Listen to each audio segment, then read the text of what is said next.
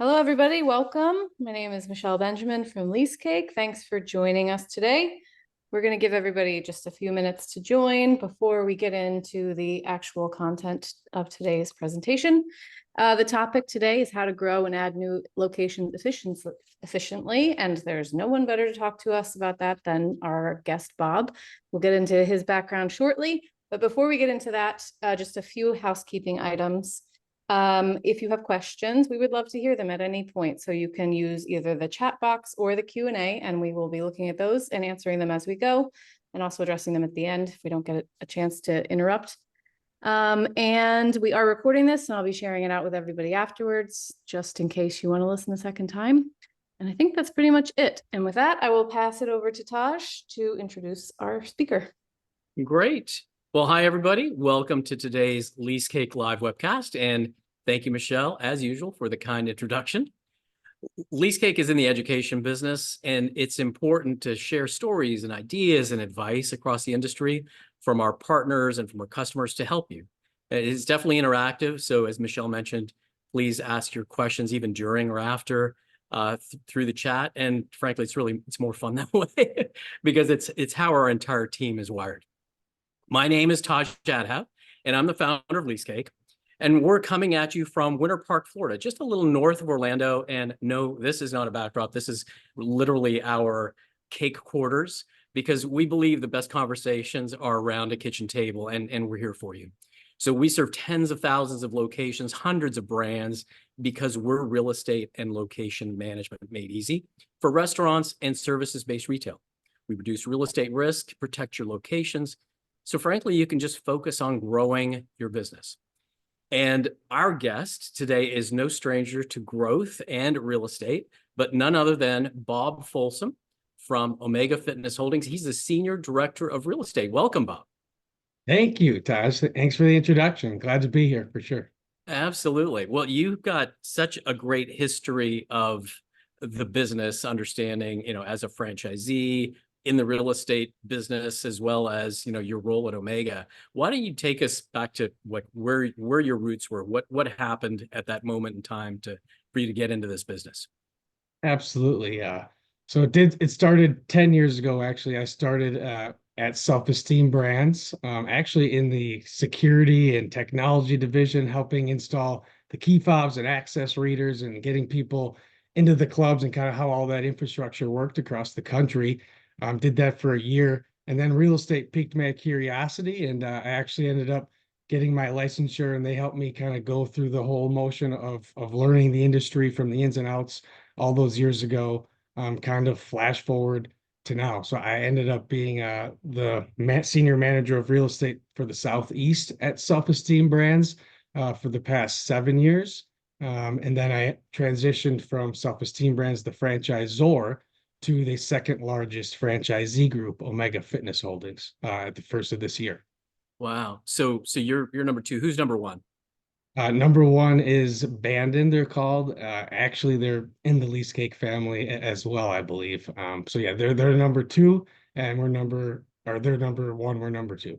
Wow, that's phenomenal. So you started as a real estate guy, and you were at Self Esteem for how long again? So I was at Self Esteem Brands for 10 years. 8.5 of it, I was doing the real estate. The first 4 years of that real estate, we were the actual brokers. So we were going out, finding the locations, submitting the LOIs, negotiating, kind of working through step by step with franchisees. So I did that in the Southeast. So Texas over to Florida, up to the Carolinas, kind of all those states in between. So that's what I did for 4 or 5 years. And then around COVID, right before, we switched over to a broker network, where we kind of hired and partnered with 75 or so different brokerage groups throughout the different parts of the country. So the last 4 years at Self Esteem Brands, I became more of a manager of those local brokers and those contacts of boots on the ground, connecting them with our franchisees in the given markets when they're showing interest. And so, yeah, a little bit of both worlds. I've kind of played in the brokerage and also the management side as well. Okay, so I love the fact that you were at Self Esteem. You've got the broker background. Now you're at Omega. How many locations do you have? As Omega? Yeah. Currently, we are at 83 as of yesterday. We closed on another one. We added 2 this week. So we're on a cadence of adding about 7 to 9 every month so far. So it's Was it three weeks ago? I was in Minneapolis with you, and you were like at 72 or something like that, right? 74, I think. But yes, no, it is it's growing. But by the end of May, we have 9 more queued up acquisitions under purchase agreements, working with landlords on assignments right now. So it is definitely explosive growth that happens, and we have to manage all of that, as you know, on the back end. Wonderful. And with self-esteem, describe the different brands within that umbrella, if you will. Yeah, so Self-Esteem Brands, their main Anytime Fitness, it was the brand that kind of started it all. They acquired Waxing the City. That's right when I joined, actually, and Self-Esteem Brands was formed about 11 years ago. Waxing the City was the second concept that they began to scale from 5 units. That's now up to about 170 open. Yeah. And then the Bar Method was more recently acquired along with Basecamp Fitness. So that's a high intensity interval 35-minute core workout. So those were the 4 brick and mortar brands of Self-Esteem. They had acquired also Stronger You, which was a nutritional coaching, but not brick and mortar concept. And then I'm sure, as everyone in the fitness industry has heard, the big merger with Orange Theory that is taking place. So that will become a new standalone brand, obviously, in this new entity. So Anytime Fitness, Bar Method, Basecamp, Waxing the City, and now Orange Theory, all of those kind of brands will stand amongst a new parent company, I believe, that's being formed. Wow. And that's all underneath the umbrella of Rourke Capital, right? Rourke Capital has several brands. Self-Esteem is one of them. So that's being all bolted together. Rourke was, a minority owner in both Self-Esteem Brands and Orange Theory. So the merger of those two kind of came together, with Rourke still Wow. being a stakeholder in both. Wow. I mean, that's phenomenal. There is a ton of private equity, institutional money that's really fueling the growth of the industry, the fitness industry, absolutely, in particular. Curious, what drew you to the fitness industry? Like, did it just happen, or was there some special ingredient about Anytime Fitness that said, "Oh, I want to spend more time with this group"? Yeah, it was the brand and the culture that first got me. I wouldn't say it was fitness per se. It was the Anytime Fitness Bleed Purple brand. As you know, it's the second, you may know, it's the second highest tattooed brand of anybody behind Harley Davidson, I believe. I want to see your tattoo.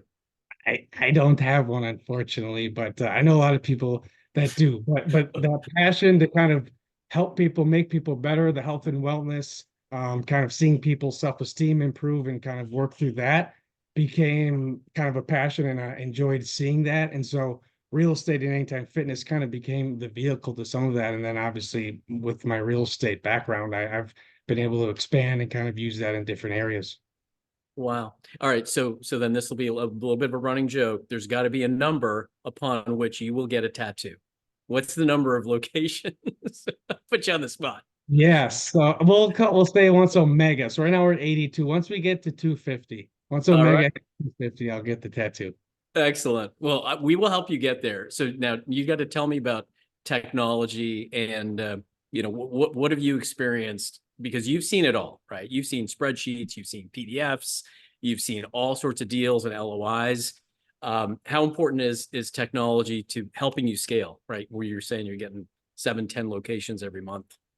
Yeah, there's really no other way to do it, to actually scale efficiently, to have multiple teams be able to see the spreadsheets, the outputs, the reports and things, to have everyone on the same page, especially when you're reviewing multiple locations the same week and you're jumping from one call to the next. You have to be able to extract data, have it all kind of at your fingertips, especially Omega. We have half of our company in Wisconsin, half of it in Florida. I'm really the only Minnesota employee. So we are all spread throughout the country. So technology and efficiency is the only way we can do it. When I was at SEB, it was primarily all franchisee driven, right? So as far as lease management and some of that, we didn't really have much of. So out of 2,700 locations in US and Canada. I think 11 are corporate locations, right? So as far as lease management and renewal dates and all that sort of stuff, I didn't really deal with at the Self-Esteem Brands level. I knew kind of on the franchisee side that became a whole nother issue. And so that's why when I knew my transition was happening towards the end of this year, I kind of started looking at lease management solutions and technology. And that's kind of how I stumbled upon LeaseCake. Nice. Well, I know you've got some really good proof points, but you know, from a speed perspective, are you leveraging some of the capabilities? I mean, how do you bring on more of those locations faster into your portfolio? What have you found in your experience so far? Yeah, so the very first onboarding experience of when I came on, we had 72 locations. And so we had half of them in Google Drive, half of them on private servers, really no tracking or management, a spreadsheet that was kind of hard to really see what was happening with CAM and reconciliations. And so it was a lot of different moving pieces. And so the ability to get on to LeaseCake, actually learn the CakeBot, which to me was a lifesaver, because it was quite a daunting task to manage this. I was given a 4 week kind of runway. You Wow. guys gave me 6 weeks. Actually, I ended up, I think, doing it in about a week and a half. Once we kind of really dug in, and the CakeBot feature was really what saved us, to be able to extrapolate all the things, search for keywords, copy and paste, and kind of move through things. Once you learn the cadence of how the CakeBot works and how it searches and what keywords it kind of keys in on, it came very streamlined. So that very first initial task in January was daunting, to say the least. But then you guys kind of came alongside as a partner and said, "Hey, there's this actually really unique feature. We haven't actually rolled it out yet. Do you want to be the first to try it?"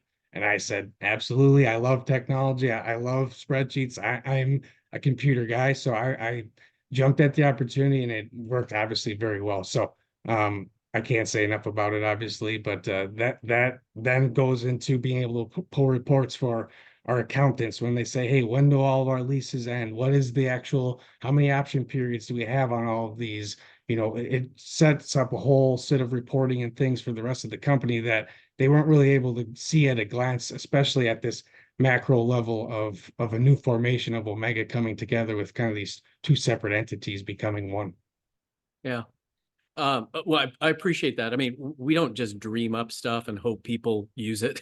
We love getting feedback and continuing to iterate and create innovation. And you have been a wonderful example of high growth and the importance of speed, right? Getting cleaner, smarter, faster deals. Because I can't imagine that Omega Fitness has a vast team. I mean, how big is your real estate team? You're looking at him. Okay, so Yeah. holy cow, that's Yes. incredible. So I am, yeah, I do the real estate. So it's kind of twofold. I help with the acquisitions and all the lease assignments and making sure we can do that. And then de novo, as we call it. So looking out for new leases and new locations. So I've got about 15 new leases and new locations kind of in process. And then, yeah, we have about 25 or so acquisitions at some level of process. So those are my two main functions for sure right now. Okay, yeah, that's good to know. You mentioned the word de novo, so I want to touch on the state of the industry right now and new real estate. I've heard that new developments are at the lowest stage in probably, I don't know, maybe a decade because of rising interest rates. So that's the ability for you to find a brand new location. Is that pretty much what you're seeing? Comment on that for a second. Yeah, so brand new construction is definitely difficult. I mean, the price of construction materials hasn't really gone down. COVID and inflation and things brought things up, and hasn't really honestly gone back down as much as I think some people thought. And then you couple that with interest rates and the loans that the developers have to go out and get, right? So before, you maybe used to see some new construction 27, 29, $32. Now you're seeing those same shopping centers quoted for 37, 30, $40, $42, just because, Right. all the economics of interest and construction costs kind of trickle down. So for us on the Anytime Fitness side, we are rent sensitive to some degree. We also don't have to be in the Class A new construction. So for us, going to second generation grocery anchored neighborhood type centers has been our bread and butter. But yes, for the other brands, Wax in the City, Base Camps, those concepts that go to new construction Class A, there's definitely a pinch on some of the new construction development coming out. Yeah, sure. And when you're talking now about second generation existing spaces, I gotta imagine maybe for you, is it a bit of a land grab? I mean, are there a lot of operators that are interested in reflagging to Anytime Fitness that are wanting kind of that refresh? Is it relatively easy for you to find those players for you to acquire? It's not the easiest, but no, they are definitely out there. And we're always trying to find good partners, good landlord partners, regionals that have multiple centers. And that's what we've able to do in some areas of California. You find a developer with a good grocer and a good mix that you like, and they have 3 or 4 areas. You can kind of again efficiently say, yes, we'd like to do this in all 3 or 4 of your towns in this area of California. So we've been able to do that with partnering. So we're always looking. We have obviously a robust background and balance sheet and finances, which landlords always appreciate when we come along versus, a single operator. So it does help make those conversations easier as well. But we are rebranding, refreshing. A lot of the Anytime Fitness clubs are going through a remodel refresh right now. And so a lot of the clubs we're acquiring are due for those. So we're coming in within 24 months, putting a refresh and a rebrand to help lift the center as well, which obviously the landlords appreciate. Great. As it relates to when you mention refreshes, and obviously these are not even guidelines, right? They're a requirement of the brand at a certain time at the franchisor level. How important are or is the relation between the franchisor and the franchisee? Obviously, you've been both, and you're still an existing franchisee of another concept. Like, talk about that relationship and the dynamics. You could. Yes, so no, it's very important, especially at this level where we're moving quickly, acquiring a lot of clubs, getting franchise agreements, transfer documents with the legal team of Self-Esteem Brands, Anytime Fitness. It's imperative. So we work very closely with them. I work closely still with the real estate team that I just left, right? We still have to get the sites approved and go through all the steps that everyone else I used to make other people go through. I still now have to go through that as the franchisee. But I know exactly what they look for on approvals and how to streamline and what packages that they need. Same thing for layouts and how we work through the construction and design. So certainly having come from the Self-Esteem in that franchisor system, very well in tune with kind of how it works. Our brand new construction and design director actually is also a former Self-Esteem Brands employee. He used to be the director there a couple of years ago. So he's very familiar with that system and how it works in these refreshes and the brand standards. So we have some inside information, a little bit, if you will, from Self-Esteem Brands, taking that knowledge with us. But it just helps streamline everything as we work with them to make sure approvals and things happen on these sites to make sure everything happens quickly. Wow. Okay. So there's a few questions coming in. Here it is specifically. It's do you have any horror stories or any story that you can share? Maybe pre-Self-Esteem as a broker, like losing track of something. Does anything blow up that you've seen? I've seen lots of deals definitely blow up and die. It's usually a lot of the times it's been financing at the last minute or towards the thing. Somebody couldn't get approved or couldn't get an SBA loan. Generally, as far as actual real estate terms, I haven't seen a ton of stuff blow up. Typically, the things that have drawn out are second floor spaces with vibration issues, tenants below. Those can get sticky. They're tough to solve sometimes. And Explain that further. Explain that further. yeah, so being a gym on a second floor can be lucrative, right? The lease rate and things can work out well. Sound is one thing, noise and vibrations of dropping weights and how things transmit is another sometimes. And so yeah, that I have seen depending on lease language and how it's written, insulation versus attenuation, it can get into the weeds a bit, but yeah, I have seen that end badly before, I guess, if someone wants a horror story. Yeah, interesting. We've got a gym upstairs and we have really good acoustical insulation and we're totally fine. Yeah, no, you totally can do it. In some cases, it's case by case. And so yes, if it's some of the language isn't buttoned up properly, or structural engineers haven't signed off on certain things, it can get messy, but that's few and far between. But yeah, if you're making me rack my brain, I guess that's where I would go from a real estate issue beyond financing. Yeah. Okay. So is there any critical clause around those issues, responsibilities, or is that pretty much a tenant responsibility when you move in? Some of it's got it is a little bit on the landlord. They'll have to, like, that actual structural engineer sort of thing. Sometimes we might have to verify, but we do our best to give ourselves as best protection we can. Every landlord and their attorneys are going to give themselves the best protection they can. So I mean, you do your best you can on the front end for sure. But other specific clauses in leases, I mean, things that kind of catch tenants off guard, triple net and CAM reconciliations, what can be considered controllable versus uncontrollable, how landlords can sometimes use that to manipulate things and move stuff over that maybe shouldn't really be capitalized as CAM. So that sort of stuff on the front end, we definitely help and have learned over the years, as you kind of learn a little bit what landlords do. Yeah. And some of it's unintentional, right? Or some of it's intentional.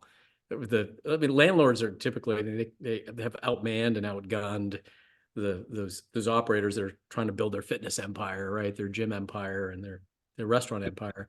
So, And they have a lot of moving pieces. So yeah, I mean, they may have 8, 10 tenants with two different clauses in this lease versus that. They don't have a cap on CAM. This tenant does. So I mean, for them, sometimes it is they forgot to reconcile. So you may give them a call and say, "Hey, I don't think that was supposed to be in my CAM," and they, okay, yeah, you're right. It is for all the other tenants, but for yours, it isn't. So there are definitely some weird, wonky cases, but we do our best to get as much protection as we can.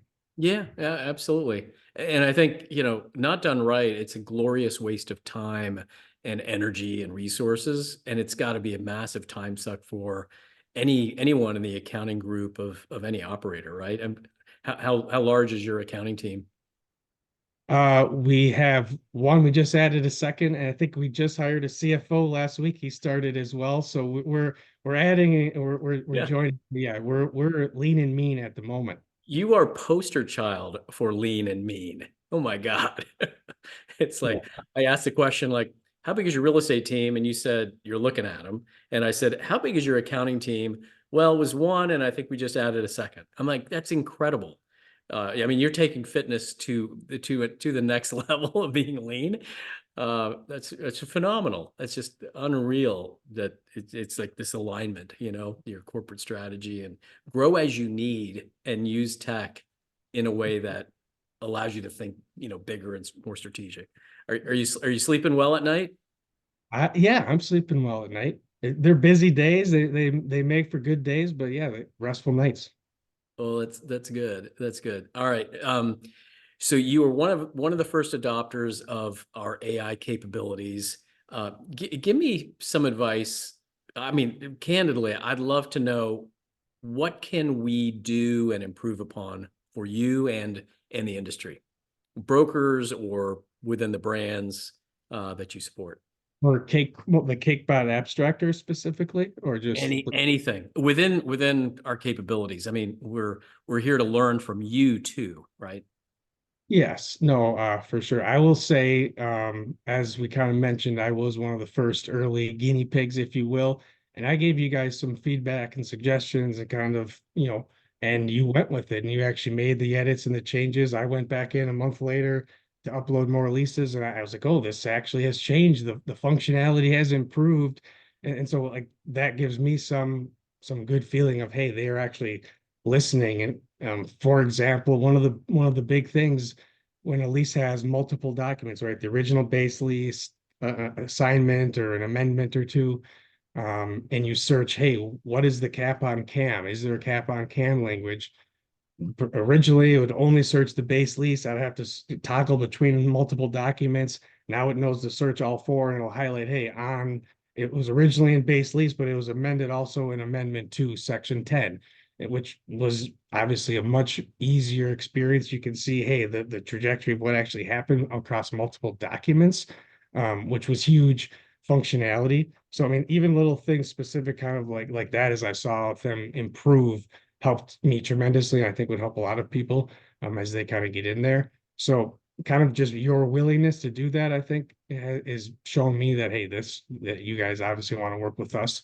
I know we kind of chatted a little bit about deal analyzers and LOIs, and as things come in, how can you actually figure out how does that line up to maybe what we want as an Omega brand standard? If we say, hey, we want rent to be this and TI allowance to be that and rent commencement language to be this, and if we have some sort of baseline, if as deals come in versus just signed leases, right? Signed leases are executed, you can't really go back and change much. But if there was a proactive and it said, hey, this is 90% of what your typical deal is, or 70% of what your typical deal is, or hey, this is 112%. It's better than your typical deal based on these four metrics.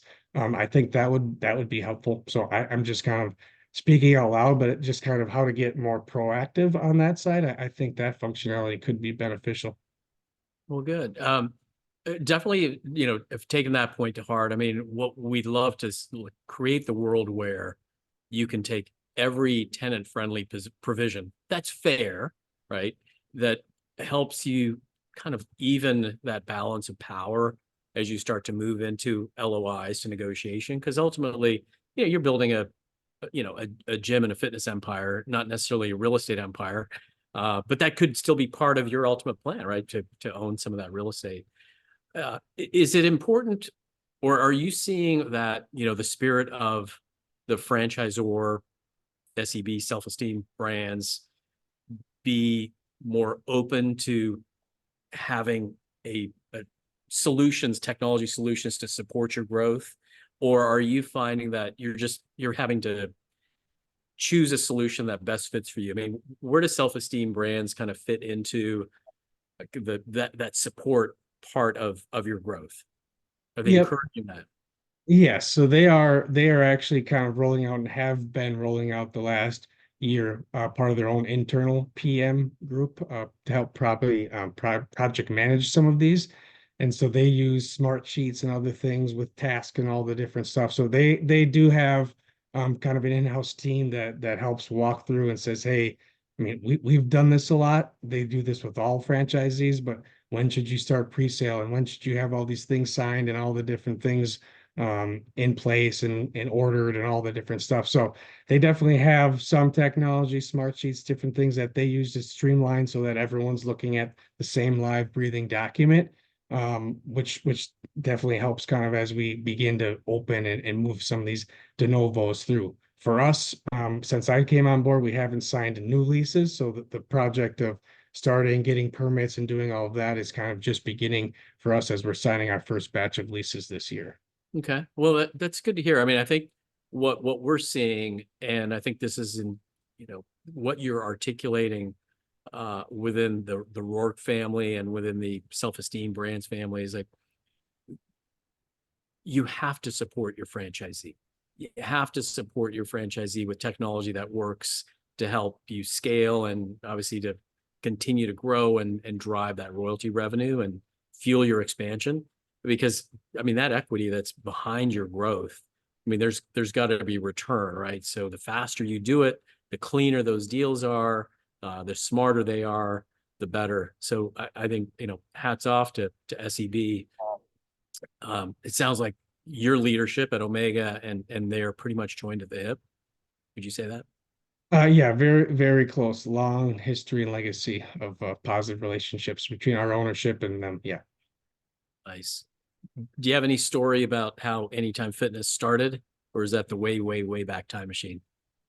I do know how it started. So I'm friends with the founder. That's actually how I got to the company years ago. But yeah, it started way back in Cambridge, a little small town, northern Minnesota, with one club. They Chuck and Dave were kind of at different gyms, kind of helping others sell memberships and do things, and it kind of as consultants. And they said, why don't we do this ourselves and make it convenient and 24/7. And so that's kind of where they dreamed up this key access and started it in northern Minnesota and then kind of started from there. And so it really grew over time. So that was 2002, I want to say 2001. So Wow. So it's not what you know, it's who you know. I mean, maybe that's an opening, but you're a super smart guy.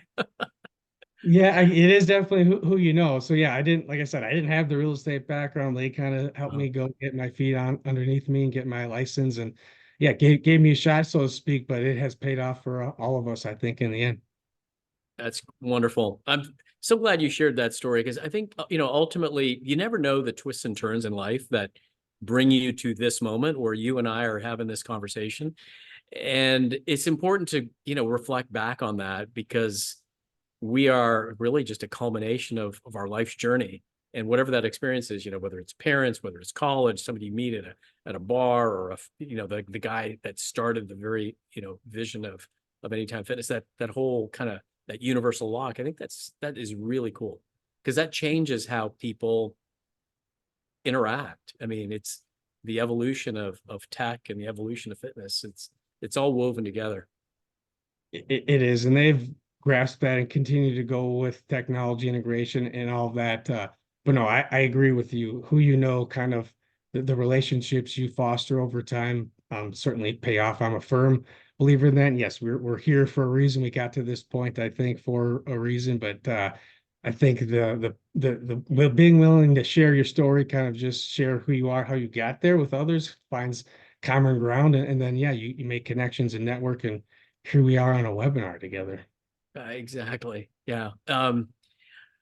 I don't know. It's to me, it's humbling and it's uplifting because what you're doing is building, obviously it's a legacy and it's something that not only from a business perspective, but from people's lives perspective, helping them get more fit, helping them get, healthier. I think it's wonderful. There's got to be a lot of kind of feel good, right? In the day to day when you go to the office.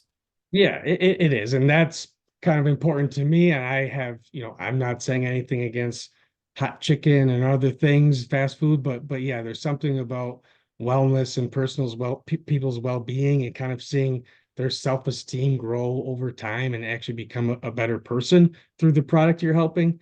Yeah, lease and rent and all that is kind of mundane and it sounds like spreadsheets. But at the end of the day, when that brick and mortar opens and the lives that change, that does impact me. As you alluded to, I am a franchisee. I own a unit and operate it in Fort Smith, Arkansas. So I'm an Anytime Fitness owner myself for the last 3 years. So I believe in the brand through and through, as you can tell. But yes, that the health, wellness, and seeing people better their lives definitely makes me feel good. It's nice to hear. Nice to hear. So, couple questions that are coming across because you talked about some horror stories. What about advice? Advice that you've heard that have helped you do your job better or even personally?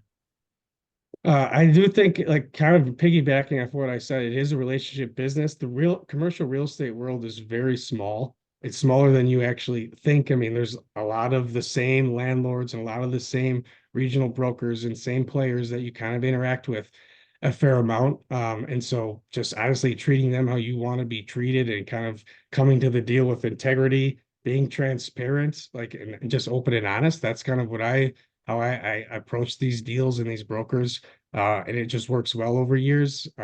So yeah, honestly, like the relationship side of this industry, I think is more important than some people believe or realize. I think that's fantastic advice. Because you wouldn't be here unless you had a relationship with some guy that you met, and now he was the Anytime Fitness founder. So it's like those kinds of connections are really important.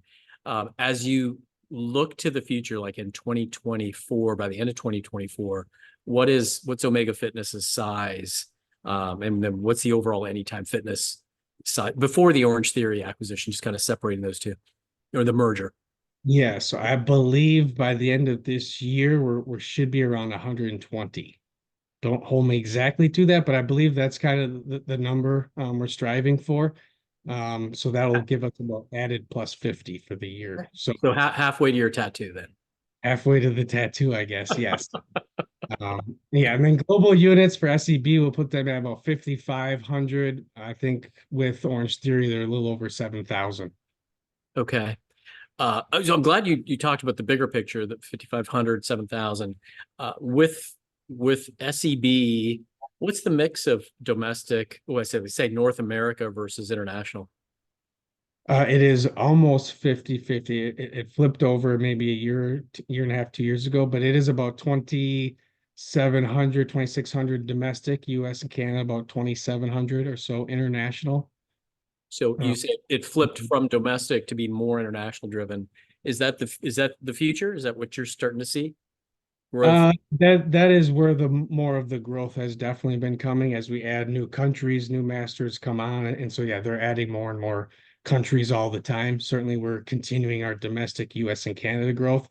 But yes, as you can master off countries as a time, as you can imagine, that can add a lot of growth pretty quickly. For sure. Is that in your future? Are you going to be stationed in the UK or in Singapore or? I don't know. I mean, I never say never, but I don't know if I see that in the vision. Make it happen. I don't know. We'll see. It could happen. And so Orange Theory is a little bit, is it the other way around, perhaps? I don't know. You tell me. Yeah, and I don't know a ton about them, but I do, from what I've heard, is yes, they're more strong domestically, and so I think they'll glean a lot of things from international growth from their merger with Self-Esteem Brands, and I believe that'll be some of the big advantages they'll get is international growth. Nice, nice.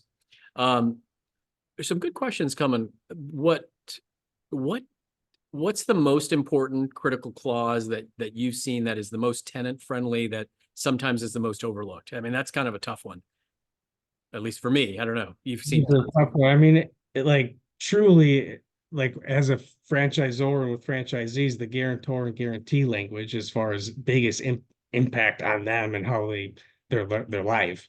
With us, we don't really do personal guarantors.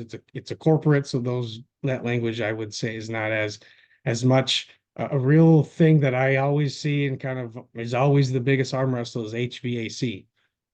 Who's responsible for it, who has to repair it, the quarterly maintenance. Generally, the quarterly maintenance is on the tenant, we usually agree to, but repairs or replacements of HVAC units, definitely landlords always want on us, we always want on them. So that is a clause that I always try to get as much protection as we can. Okay, good to know. When you mentioned personal guarantees, I've heard of stories that post-acquisition, the prior operator was still a personal guarantor, and they may not find out for 5 years or sometimes even longer. Have you seen cases like that? Yes, so that is fairly common. The landlords always want to try to keep the original guarantors on, unless you generally proactively bring it up as part of the assignment, like as part of the acquisition and sale and part of the assignment. We say, hey, previous guarantor B gets removed, and we'll sign a corporate or some other guarantee. But yeah, no, the standard is keep them on as long as possible. Keep adding more and more. I mean, we come up across acquisitions. I'm working on one right now. The guarantor is from 2 sales ago. It's not even the current owner. Yeah, and then the question is, do they even know that they're still the guarantor? Right? I mean, it's insane. In theory, they should, but it's a good question. I'm not entirely sure. Yeah. Yeah, we shouldn't live in theory land because we have legal documents and we have technology, we have binding agreements. So like it's so insane how these little things can kind of still sneak through. I mean, HVAC is certainly important, like what the landlord tenant responsibilities are, because you have a large footprint. How big is your footprint that you take in a space generally? The average are about 5,000 square feet. Some of our smaller clubs are like 3,500. I mean, some are 8, 9, 10,000, like on the big end, but 5,500, 5 to 5,500 is the average. Okay. Is it important for other tenants to have a co-tenancy provision that Anytime Fitness is in that center, or do you also have a co-tenancy provision? We push for them. We generally try to get co-tenancy with the anchor if it's Publix or Target or whoever it may be. Generally, we don't always get it, but we push for it. I would say 30-40% of the time, maybe we're getting some sort of co-tenancy clause. Okay. What's the strongest club that you have? When I say club, I don't mean an Anytime Fitness club. What's the strongest, I guess, tool in your arsenal to make certain that a landlord agrees to a term that you want? What's the heaviest tool or most impactful? I mean, I guess for us, my biggest strength is our ability and the activity we have. If a landlord really honestly won't play ball in a small town in California, we have 5 other surrounding towns I'm working LOIs in. And so we don't need that deal. Some franchisees, right? If you buy a town in a market and you have your territory, that's where you want to be, and that's it. If you can't make it work with that landlord, you might be hosed. We have the ability with how many territories and the flexibility of multi-states and where we're looking. I could just say, okay, I'm going to go to Orlando then and do a deal there versus California because that landlord won't play ball. So I have kind of different leverage, I think, than some others do, but we don't need to be desperate to take the deal because we have many options and other landlords that understand the strength of Omega, what we bring to the table, and kind of the long-term tenancy we provide. So we've been able to find good partners on these first 5 or 6 leases we're kind of signing right now. But yeah, that's honestly one of our biggest tools is our flexibility. That's great. So, and the power to walk from the deal. Right. Some landlords, you can't convince them otherwise, but then the walking is what gets them to come back in 2 weeks when they realize, okay, they don't actually need me as much as maybe I thought they did because we have other things happening. Then they might reconsider what they're standing firm on. Yeah. Yeah. Wow. All right. So we are nearing the end. We've got, I think maybe 1 or 2 other questions. I asked you the question of like, what advice, have you heard? What advice would you give to anyone new in the industry, whether they're starting in real estate, whether they're moving into franchise? What's the pearls of wisdom from Bob Folsom? I do think the devil is in the details, especially early on, learning actual language, tenant improvement allowance, rental rates, triple nets, how it all works, how it kind of works together. I mean, I think some people that enjoy negotiating the art of it, but maybe don't understand the details and kind of how it all works, especially when it all plays out legalities and leases down the road to kind of get the details right on the front end. So yeah, I would say learn the details, learn the actual dollars and cents, and the numbers, and kind of make sure you understand them. And then the art form and the negotiating, some of that can kind of fill in after. Great advice. Great. It is all about the details, and it's all about learning, right? Just, keep filling your brain. Well, wonderful to have you here, Bob. So appreciate your time and, you sharing your story and the growth of Self-Esteem Brands and Omega Fitness and the Anytime Fitness family. Wonderful. So again, we're going to wrap up this LeaseCake Live webcast. This was about how to grow and add new franchise locations efficiently with Omega Fitness, the second largest. And you heard it here first. He's going to be halfway through to getting his tattoo by the end of the year. We'll hit 250. Yeah, I guess I won't put it on the face, but I guess if we want to do it, you can ask where it should go on my body and the.